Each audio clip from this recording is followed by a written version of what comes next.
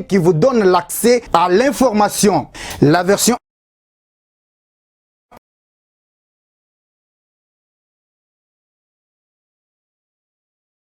originelle, c'est votre magazine qui vous donne l'opportunité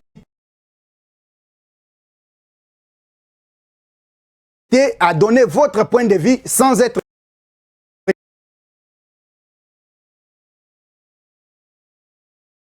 contraint. La version originelle, votre magazine, passe chaque lundi, mercredi et vendredi à 17h juste. La version originelle.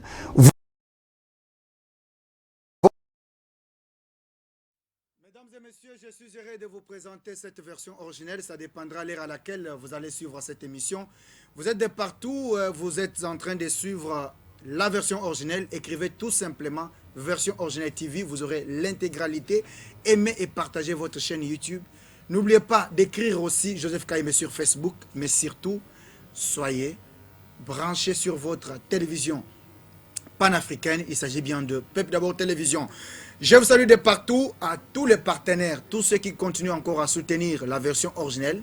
Je ne saurais pas tous vous citer, mais vous êtes nombreux. Vous nous soutenez avec des conseils et aussi des orientations pour la bonne marche de votre magazine, la version originelle. Sur ce plateau, je vais recevoir quelqu'un qui est... C'est pour toute la première fois que je vais les recevoir, un combattant d'élite. IDPS bazo beta gaz na tongo na moi melelo. C'est quelqu'un que vous allez découvrir avec moi ensemble. Il s'agit bien de Trésor Kibanda Kabesa. Il est cellulaire de l'UDPS Makela, section de il s'agit bien de section de Lalou et aussi fédération de Lukunga. Quand on parle de Lukunga, on sait c'est de l'autre côté. Alors, il est avec moi sur ce plateau. Avec lui, Toko Solola Makambo Ebele. Toyoki Makambo Ebele, Soki, Bango, Batuayi de Pes, Basali Bavantir, et que Loi Tchani, Eza ya Tchanite, Ezande Yayi de Pes. Donc, Soki Loi Wana, Lekisiango na Makasi na 8h, na 9h, Bango Bakokende. Donc, Toyoki Makambo Ebele. Wana Eza. Honorable Daniel Nsafunde Mutu alobi yango tokosolo na ye pe makambo etali glissement balobi IDPS azo bongisa glissement azo banga na ye élection ye akoyebisa biso soki yango eza ya solo to eza ya solo te tokosolo na ye pe makambo ebele aza pe mutu abandungu toyoka pe trop o ndeko Martin Fayulu aza soki boye batu abandungu batelem. Est-ce que réellement aza mutu ya bandungu Nini la kiss. Est-ce que tu peux abandonner bazondi mamakambouane? Alors avec lui toko solo makamounon, surtout aussi situation il y a commune ya Maluku na parti Oyo il y a parti Oyo Bateke, hein, plateau de Bateke. Toyoki Ebele, ba image pesa mabe toyoko lekisangote parce qu'on doit respecter les services ya sécurité. Ezo sala mabe yepe akoyebisa biso ni nezo leka kuna na nezo leka commune pe ya Maluku ezo lekate makambo ezo kende liboso te provete moko on dirait eza commune moko ata ordinateur nano ekomate ata kit moko boya kitoko ezalaka te. Alors avec Trésor Kibanda tokosolo na ye makambo nyonso wana en tant que combattant mais aussi président cellulaire de l'UDPS Makela. Alors, Ndeko, Ozali Malam? Oui, Naza Malam, Ndeko journaliste, Naza Malam. Na sepeli ko yambayo na plateau ya Peuple d'abord, awa na version originelle. Merci. Na sepeli makasi. Na PCOP Matondo parce que malgré multiples occupations, Tobengisi, na tango Tobengio, on dit quand même qu'on y a participer à l'émission. Na Kanisi, Makamnyonso, Ezole Kabien. Ouais, Maramono se les bien, les journalistes na sepeli makasi parce que les émissions makasi. Merci beaucoup. Donc félicitations dans l'émission. Merci. Malam parce que na narango pe. Les lopetan bobengi singa na sepeli ko ya po bande ko bayo. Ndeko Trésor Kibanda tozo banda na yo lisusu. Awa Mboke Ningani, député national et ensemble pour la République. Ndeko Daniel Nsafou alobi makambo tozo yoka ke loi tchani wana eza na ngolwa tchani te mieux vaut ba changer ta combo comme loi IDPS. IDPS bozo banga Moïse Katumbi. Boza ali sous popularité waneza maloba na ye. Bino bo batami sima ya tiani na honorable Nsingi poete bolekisa loi moko oyo ekosala mabe et à préciser ce qui peut bolingi bolekisa ngona makasi na 8h na 9h pouvoir na bino ekei. Yo en tant que combattant, yo en tant que président ya IDPS cellulaire ya makela au monindeni. Bon, on a ce qui va mouquer. Merci, monsieur le journaliste, c'est la question là.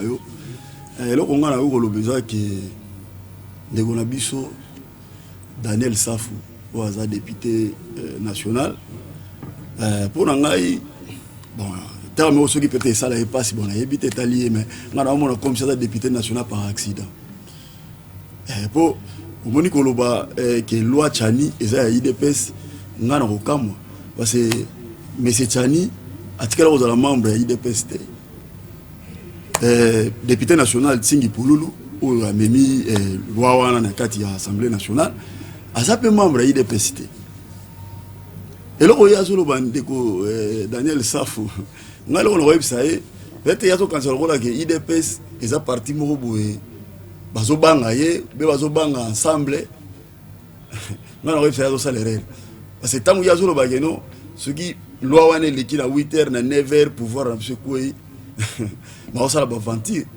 même autorité autorité morale na bango ya parti na bango ensemble mais c'est Moïse Katumbi ata pesi mot d'ordre pouvoir du président Félix Tshisekedi qui ne a jamais mais bango baza populaire selon populaire balobi ba wuti ko ça la démonstration sur terrain bazala qui est belé bazali pe makambo belé yango nde balobi ke soki bo meki na 8h na 9h donc pouvoir na bino ekokende ekokweya ndeko journaliste omoni bato mususu bazo comprendre te IDPS eza parti ya munene o to sali 37 ans d'élite et puis lelo o IDPS ko sa 41 ans ensemble wana eza ba parti o ngana mona eza ba parti ya mike bilo osomona mais c'est Moïse Katumbi soki lelo azonga na kata mboka ya RDC eza grâce à président Félix Tshisekedi lelo oyo soki bango bazolo bakena ensemble na bango wana bazoboya loi Chani bayibi pourquoi bazoboya yango parce que mutu na bango soit disant président na bango ya assemblée soki ya assemblée soki ya nini wana ya ensemble na bango wana azana nationalité douteuse nana yebi yango te mais azala na nationalité douteuse ndenini bino boyebi ke na tango ya ndeko Kabila azalaka gouverneur pona nini kala nyonso wana bolobaka te azana nationalité kaka siko nde boye ko boya ye papa omoni makambo ya nationalité wana bwina tango ndeko Kabila azalaki gouverneur mais kaka na tango ndeko Kabila wana tango bakabonaki abimaki libanda kimaki libela abade kozonga te place wana ke ezalaki déjà que non nationalité na comme douteuse parce que batu bayebi que papa na ye aza soki o batu bayebi wana bon tokotanga ngote eza important te mais azana nationalité douteuse bon soki bango lelo ensemble soki ndeko Daniel Safou akoloba keno ensemble biso na IDPS toza su ebelete toza su majoritaire te toza su bato ebelete bango baleki biso eza faux parce que IDPS eza parti oyo eza mokolo ba parti politique nyonso eza na Congo parce que un père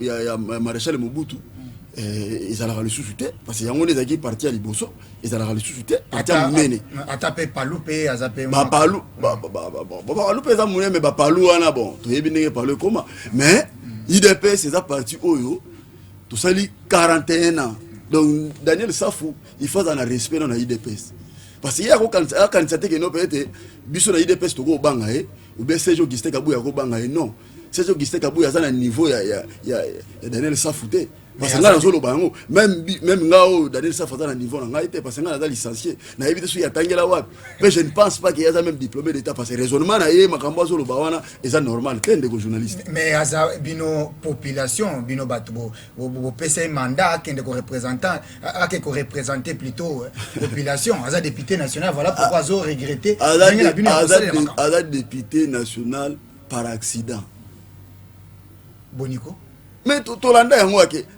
akena kolala kuna memba etoko alala nguna pona ni omoni mais alala kuna mais aza député bo ezaka pouvoir na bino nde bato bo reconnaître ka nani élection na yo na ye bon au moni problème to lo ban ezande nini ndeko Daniel Safu aza comme si na mona aza na ba problème mo dernièrement auto finga ba mama nana bosani a finga ba mama to mona ya kenda ko pardon bon il y a ça mutu moko boye ko créer ba problème soit dans la posa comme alinga sala peut-être combat ça on a IDPS ça na niveau na été IDPS ça na niveau ya Moïse Katumbi te IDPS ça likolo ensemble ça na niveau ya IDPS te il faut dans le respect na IDPS dans le respect na président de la République parce que lo baté le lo ba non pouvoir ya président de la République Félix Antoine Tshisekedi et ko koya ceux qui va voter loi ya ba continuer loi ya Tchani na 8h 9h ko aza ventiler mais quand même aux zones marqué bino boza sima ya loi wana non bon congolais nyonso aza congolais de père et de mère aza sima loi wana ndeko journaliste tozomona lelo oyo ba problème to komona na mboka o mutu mo ba votaki aza député lobi kuna ye wana komi azo soutenir M23 o kuna misi minduki o bo tozomona ke loi wana so ba voter yango eza malamu parce que batu musu baza wana bazo travailler biso ba vrai congolais to vandi tozo sala te ba bazo sala mais baza ba congolais te. Alors ndeko Trésor Kibanda oui. Problème pezali que en dehors ya makambo yo ndeko Daniel Safu alobi semble-t-il bino bozo banga pe nani ko organiser élection yango nde omoni mbutu ekoti balobi bozo linga bo sala transition yango nde omoni teke IDPS na oyo biso to yebela na oyo bo banda ko prôner état de droit etc. to kanisa ki beaucoup respecter constitution pour organiser les élections dans les délais constitutionnels. Bon ndeko journaliste omoni premièrement biso IDPS to za état de droit ndongo lobi IDPS ko banga élection te et là on a solo banga parce que ça adversaire mon côté wana zo biso mo total force à IDPS ils ont un candidat mon côté o akoko sa Félix Antoine Tshisekedi na élection azati azalité na Congo azati mais soki azati bo organiser l'élection mais biso bo organiser l'élection les pauvres ne que ces gens qui étaient kabu azola la té bino ko ba journaliste bo mona na média soleka azota mona ba province nyonso yo anza que le salami mais bango pe bazo bongisa côté na bango non bango côté bazo bongisa té tam yo za journaliste hein tambola luka formation yakala ba image là ça oyo moni ba tuana bazo préparer l'élection bango ne bazo banga élection biso banga élection té bango ne bazo préparer l'élection te bazo linga glissement et comme transition ba benga bango yaka to fanda ba pour ça la dialogue partage ya pouvoir et ba pouvoir ndengwana te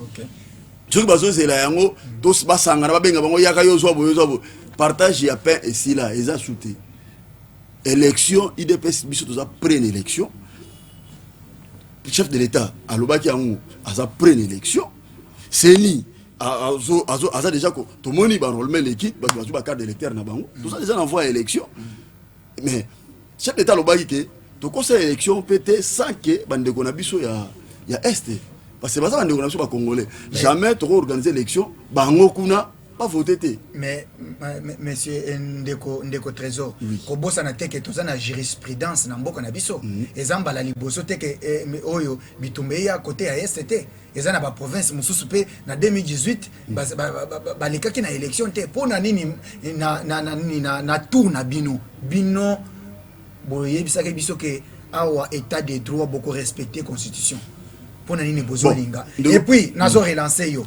yango nde omoni secrétaire général ya SID ya Martin Fayulu ndeko Devos Kitoko alobi soki kaka bomeki ko organiser élection te le 24 juin 2024 yebake bakosala la transition sans Tshisekedi soit bandeko ya biso société civile bakokamba soit mutu moko naître poète Tshisekedi akende mopanzi va ça l'élection. Bon omoni question na liboso lobaki olobi nanga ke non mais élection liboso ya 2018 salamaki ba province musupe dalaki na ba guerre mais salamaki bon omoni biso na IDPS ba chef d'état président Félix Antoine Tshisekedi Tshilombo tanga du pouvoir a prometaki bande ko na biso est alobaki ke il faut kimia ekota kuna les preuves année président de la République alobaki ke na koya na kovanda na est mois temps tanga bane kokete bato balobaka fa alobaki ti omona kendaki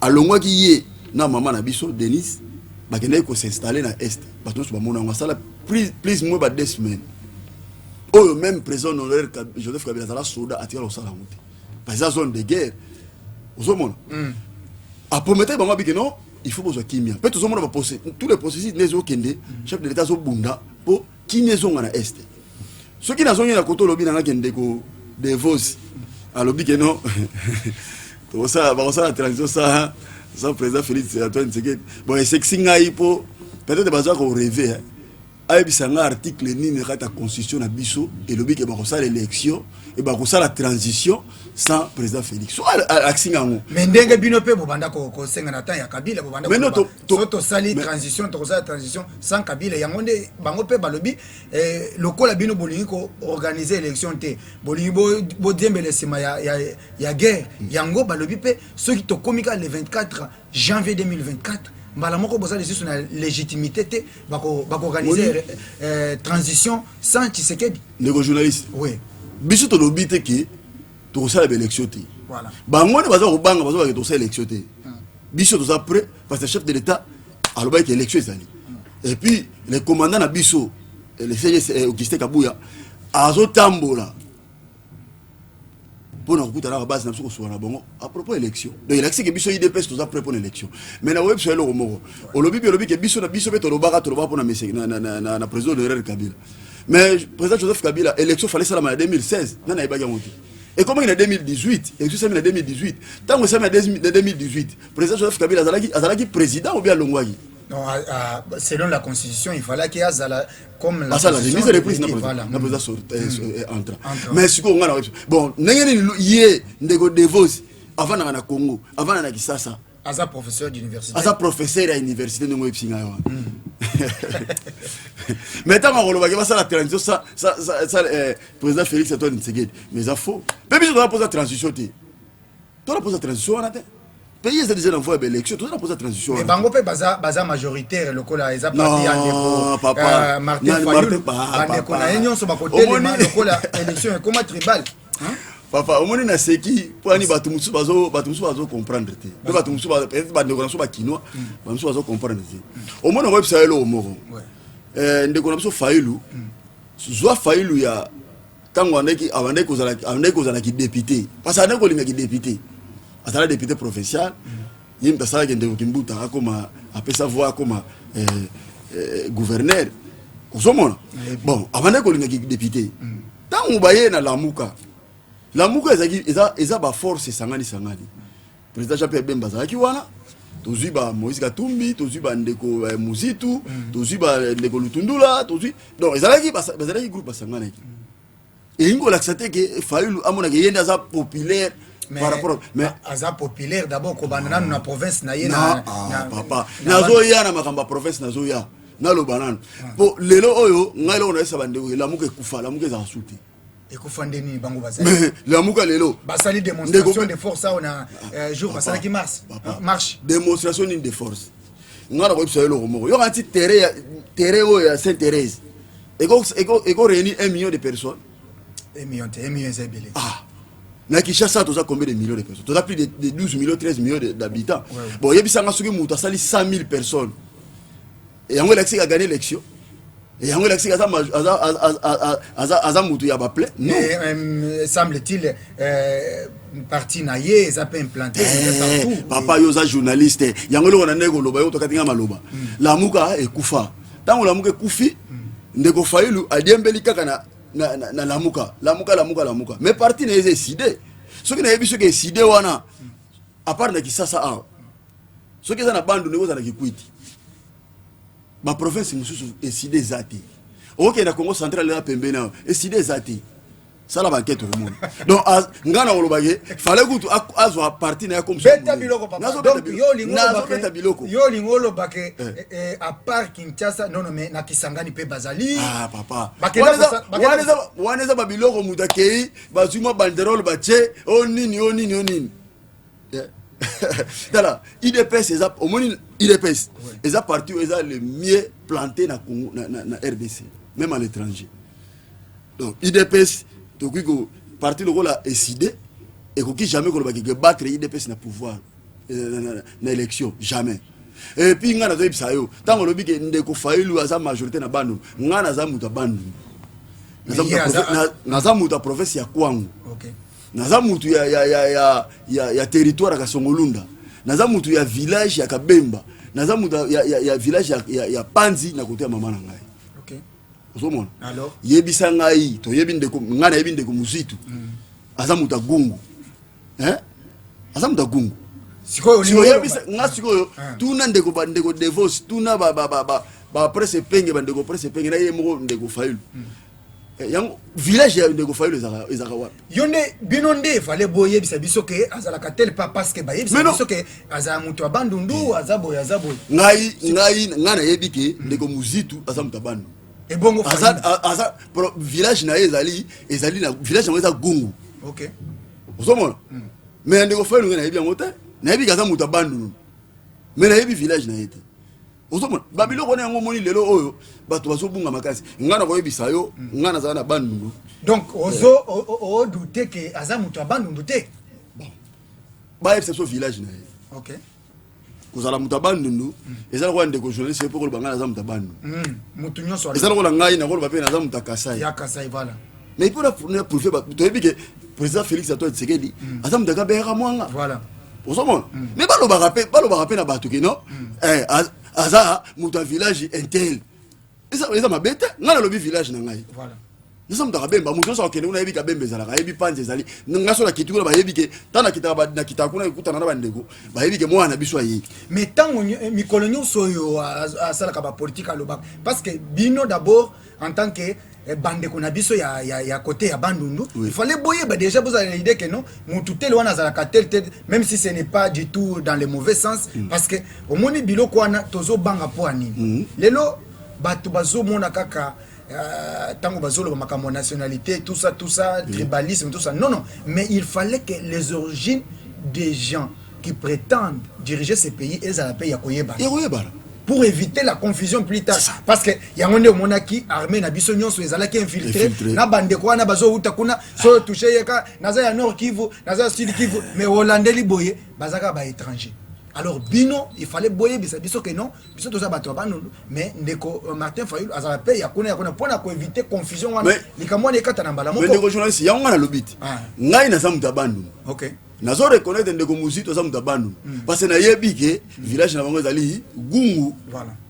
Osomona Na Kwangu non baza na Kwilu eza gungu mais siko ngai na za na besoin na yeba ba yebisa ngai bandeko divorce bandeko Fayulu ba ba keno village pe ndeko Fayulu eza intel eza problème bandu eza munene lelo bakaboli biso to komi mo province tout ça mais ngana za na province Kwangu voilà. mais to eza lokola para biso mboso assemblée nationale asa muta Kwangu papa ndeko Kimbuta asa muta Kwangu ba village na mongo yebani mais siko ya biso ya ndeko Fayulu eza ka bandundu eyebana kate bandundu eza place nini bayebisa biso toyeba eza mabete eza naona ndenge mabe bayebisa biso omoni yango na toyebisa ndeko journaliste ti omoni loi ya loi Chani bato azotelemela yango eza mpona biloko wana parce que bakolunga bayeba origine na yo ya solo eza te kobetisa biso lisolo ke no nga naza moto ya Katanga te Katanga eza monene nga naza moto ya Nord Kivu te yebisa biso village na bino eza nini na Katanga. Mesdames et messieurs, vous êtes en train de suivre la version originelle, votre magazine qui vous donne toute l'actualité. Donc, Bozoyo Kabilo Kouana. Donc, c'est le président cellulaire de l'IDPS Makela, à Kinshasa, dans la section, il y a Lalou, Fédération ya Lukunga. Donc, avec lui, Tozo Beta Biloko. Donc, Bozoyo Ka vérité. Donc, la Sabino, version originelle, c'est la vérité, l'originalité. Donc, Biso Tolinga, Teke, Okeibo, non, To Beti.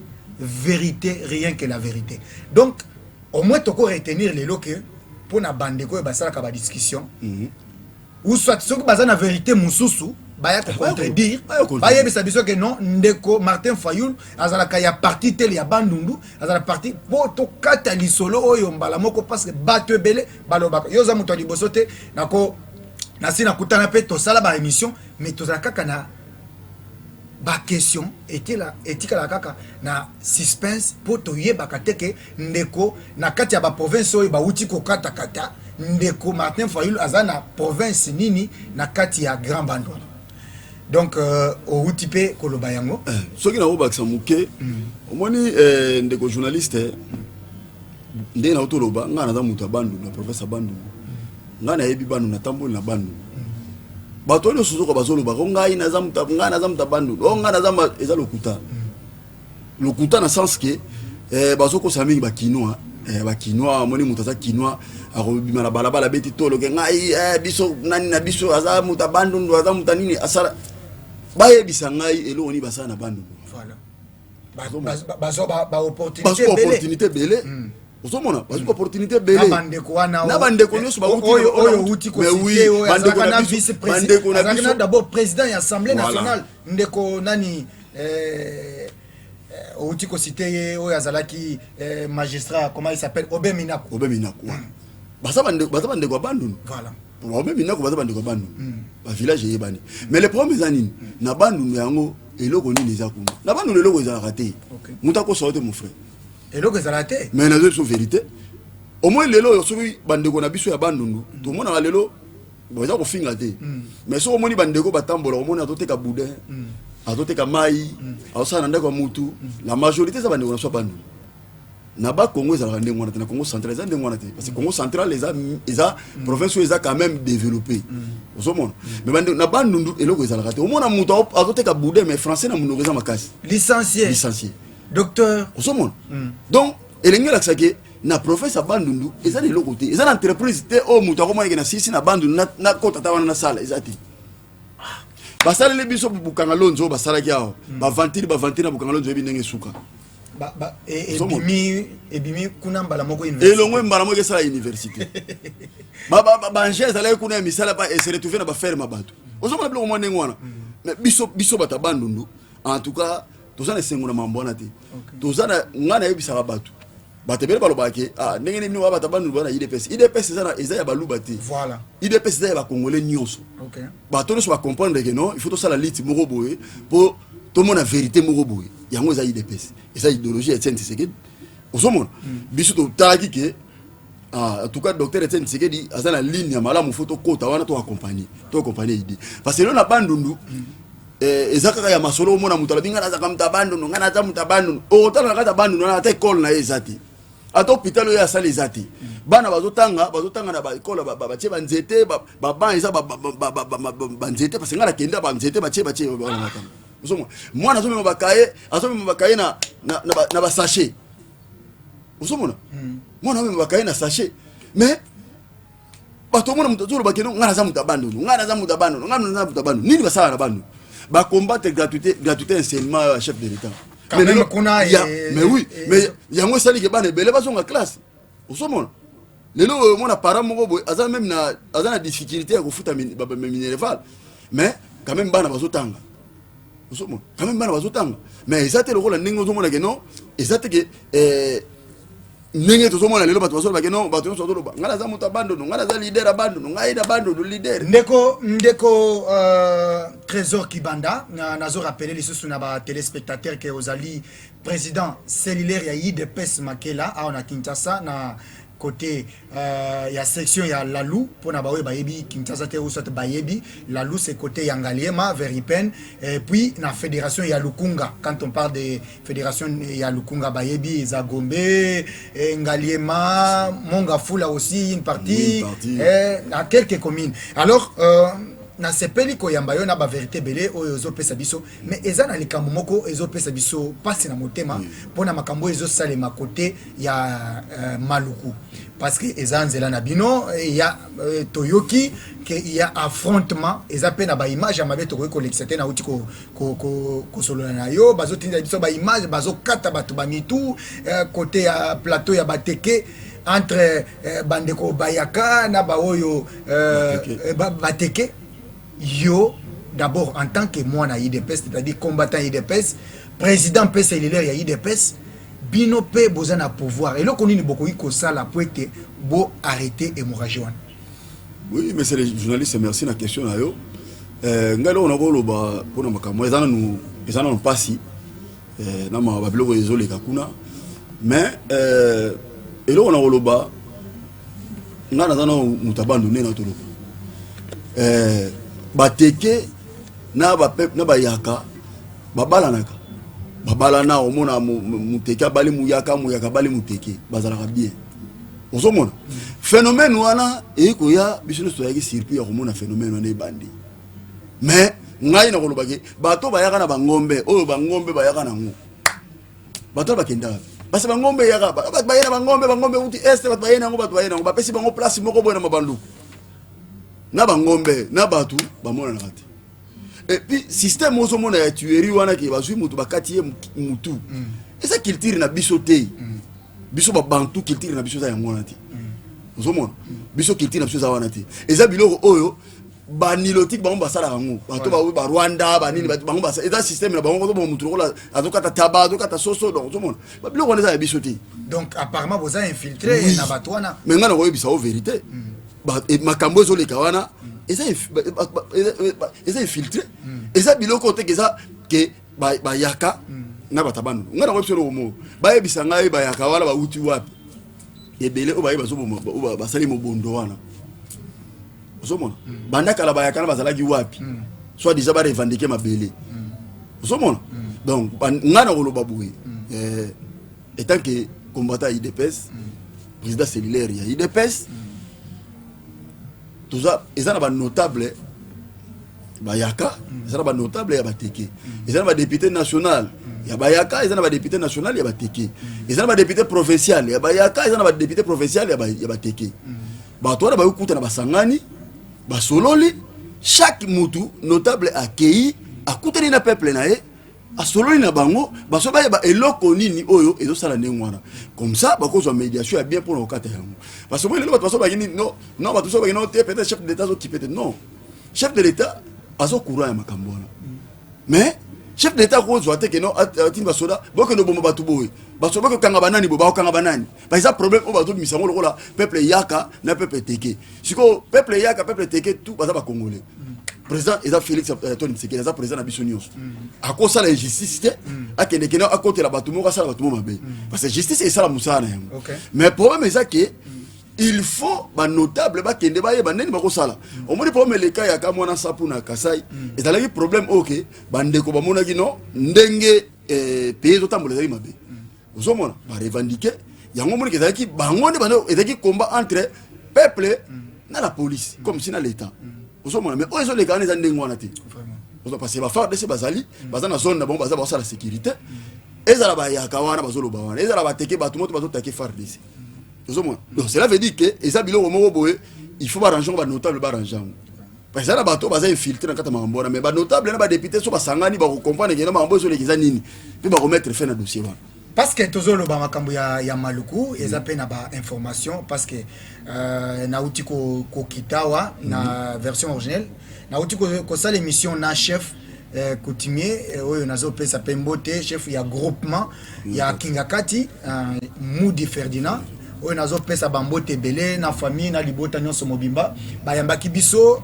version originelle ekota kiti au fin fond to sali maluku maison communale tout ça na moni ke bino pe batu ya IDPS bobanda ko lukaka pouvoir lelo temps bazo pesa bino pouvoir bozo koka ko sala yango bien te ande ko trésor bon na moni maison communale ya maluku ndenge zo monana désordre na zo monana lobi mais IDPS finalement boluka kanini parce que banda ko luka pouvoir na moni ndeko na bino combattant na bino oyo bapesi gestion ya commune mais ezola qui ça comme si c'était une commune oyo etikala kozwa ata ba rétrocession te etikala kozwa likambwana est-ce que yo en tant que président cellulaire et aussi combattant IDPS beaucoup ko yebisa biso ndeni par rapport à likambwana bon au moni problème à commune à Maluku oui tangu biso tozui gestion ya commune à Maluku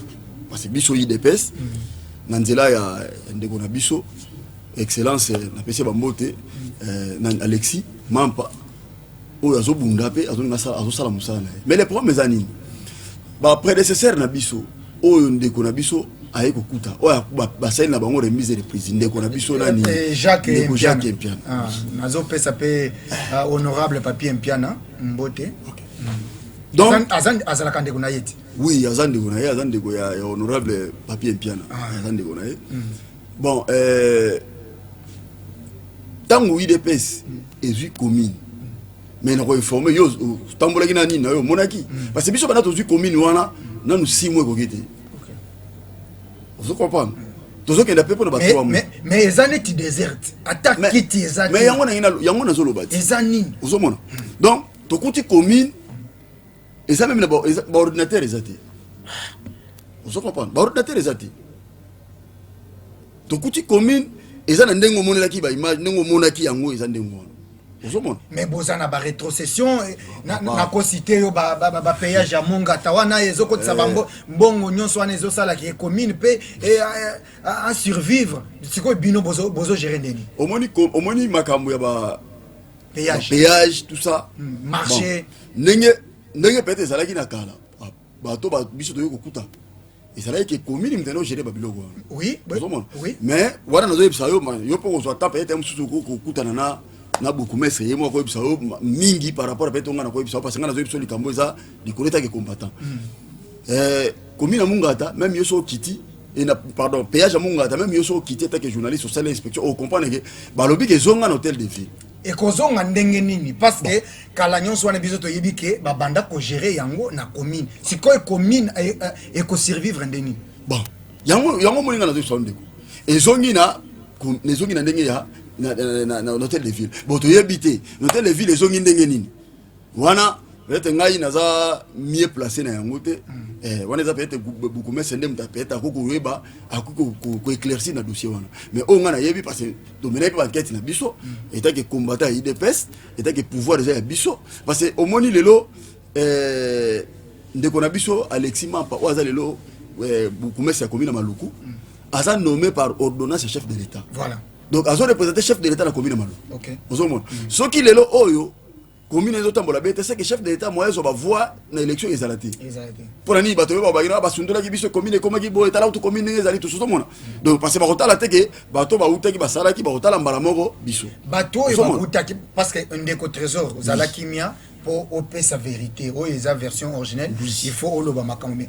Donc, ce qui n'a comprendre bien moi namboka Jacques Mpiana tango elungwe azu biloko nyonso akeina ngo bon omoni ndeko Jacques Mpiana tango elungwe ta basali remise reprise ndeko na biso oza actuel beaucoup mestre akutaki video wana ngana yebiso osomona bon to yebité est-ce que avant biso commune bane ko tambola ndengo wana bana ko tambola malamu parce que biso to banda ko kita to banda ko tala ndenge makambo zo le bien papa bon to yebite ce que biloko wana ba c'est que bino bona ko tambola mo moneke biloko ezalaki c'est que ba memi biloko to ba kei osomona loko wana ba memi biloko to ba kei tanga longwa zo memi biloko osomona donc eloko wana edo senga ke to lancer quand même voir na ba autorité peut-être ba meka kusunga parce que moni lelo Moutou Oaza nommé l'ordonnance à chef de l'État, il faut travailler bien pour l'intérêt de Mboka,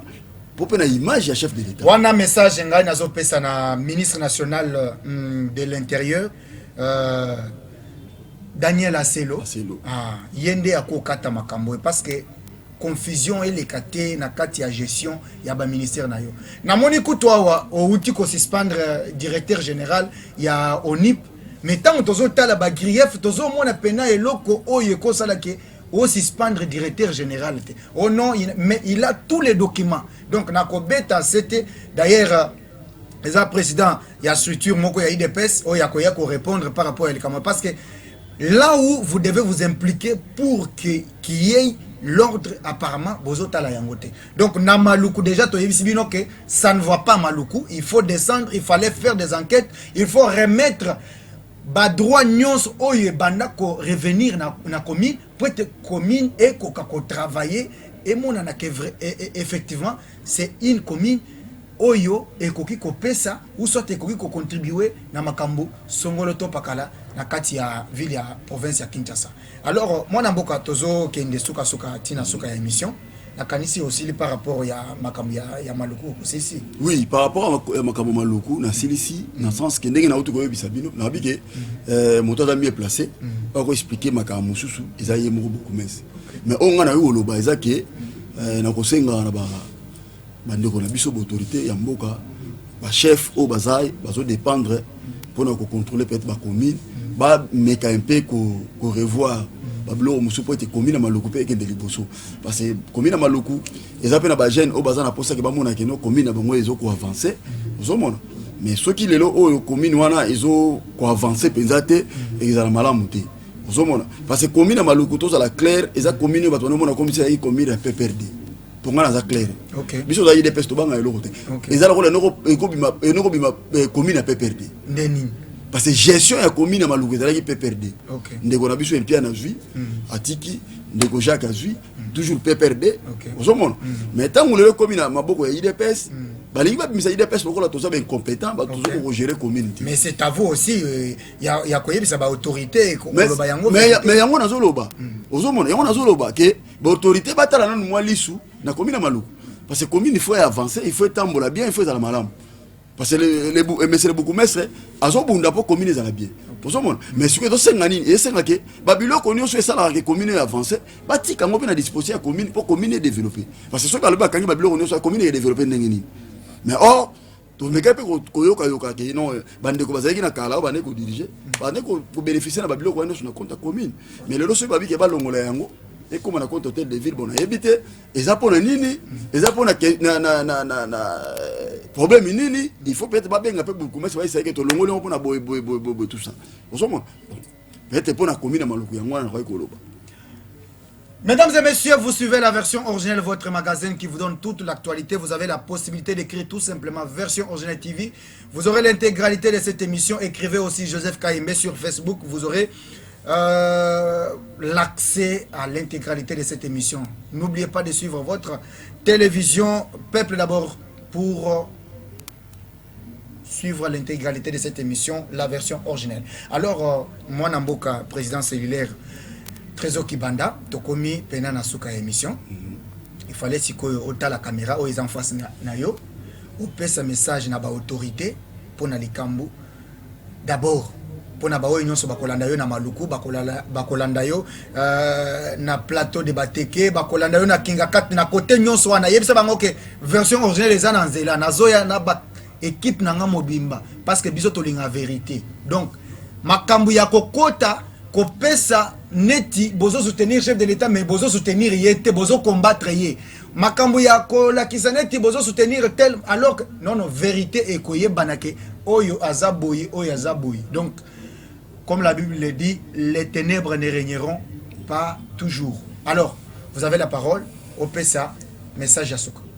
Bon en tout cas na sepele no mingi na ndenge o yambingo bekisenga na mission na yo et là on a le rapport bandeko na biso ya commune na maluku et là on a osenga tozala bomoko derrière chef de l'état parce que muto azo représenter commune azo représenter chef de l'état na commune na maluku et ça monsieur le bourgmestre Alexis Mampa o aza lisu ya chef de l'état et puis lisu na biso ya IDPS na osenga na bandeko maluku bourgmestre azaka rapona biso IDPS te azaka pona bandeko nyonso ya maluku alingi développer dans la commune à Malou.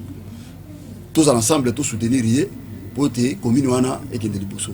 Babilo on soit école kawana, ozoyo kako basali bakangi boye na ebike tangu to annoncer boye autorité mboka ba yoka ba omeka ko vanda pe ba meka ko revoir pour commune et bénéficier pe na ba intérêt o biloko ezana kata commune. Bon. Pour na biso le message nanga musuna kotinda na remixer na nous c'est jo Gisté Kabouya c'est la musala makaso azayi ko sala pour na IDPS parce que IDPS lelo aza parmi ba secrétaire général oyo bazo sala musala ya makasi pour parti lelo emata tozomona lelo ba combattant nyonso toza bomoko IDPS ezongi bomoko ba biloko ezalaki ko kuna eza susute IDPS eza moko IDPS eza nyonso ensemble na pesi bandeko na ngai ba président Jacob ya bambote ya belle vision Fati bango to bazana ta IDPS tozu bandeko na biso ba fils Mukoko bazana IDPS tozu bandeko na biso ba Emmanuel Chebwe tozu bandeko na biso ba Emani Dioko tozu bandeko na biso ba président ya Ligue des jeunes Amisi Makutana. Donc IDPS Mubimba eza ini na bande ko na biso pe bas président cellulaire mususu tout élément tous à la prêt pour une élection parce que élection et que ça là malgré bato bazolo ba oba ikolo ba mais élection ezali na remercier chef de l'état Félix Antoine Tshisekedi Tshilombo, maman Denis Nyakero et puis maman Marthe. Merci beaucoup Ndeko Trésor Kibanda Kabessa pour l'opportunité et non seulement aussi d'avoir accepté notre invitation. Na la Kibino déjà que awa nako toko se retrouver na bino parce qu'il faut tout le bas pour na pour na likambo et tali suspension. Il y a directeur général, il y a ONIP.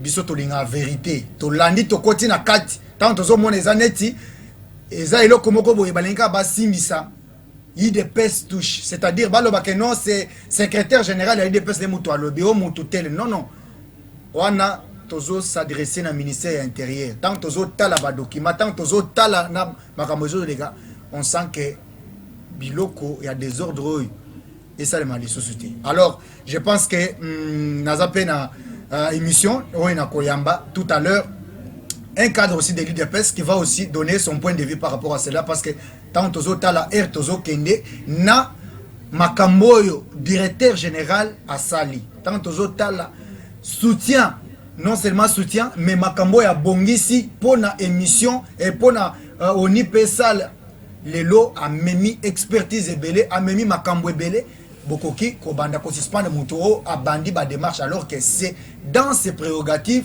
avec l'autorisation du ministère de l'Intérieur. Donc, bisotan tozo fouillé selon ba information totale et tomoni a sali elo comme côté en dehors du ministère de l'Intérieur. Mais à notre grande surprise, tomoni suspension. Suspension on est kosuka tiwap. Alors, même si bazon ici, oyazo sala intérim, azamutu yi depes, mais ata OEP azali mwana Congo a sali mingi pona Tali ONIP. Alors je vais vous retrouver très prochainement pour tout le bayango to sur solayango lisusu pour éviter koko tisambutu mbutu na Tali gestion ya mboka ou soit gestion ya ba entreprise publique ya Congo Nabiso. Alors vous êtes nombreux, je vous salue de partout là, vous êtes Maître Michel Matenda, hein, le papa juridique de l'ONIP. Je vous salue avec ma chérie Gina. Alors balobi Kalamingité, Tozoya ko fêter l'Issous.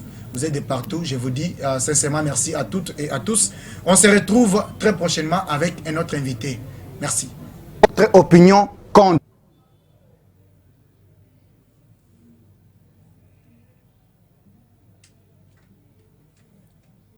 Pour cette cause nationale, mobilisons-nous.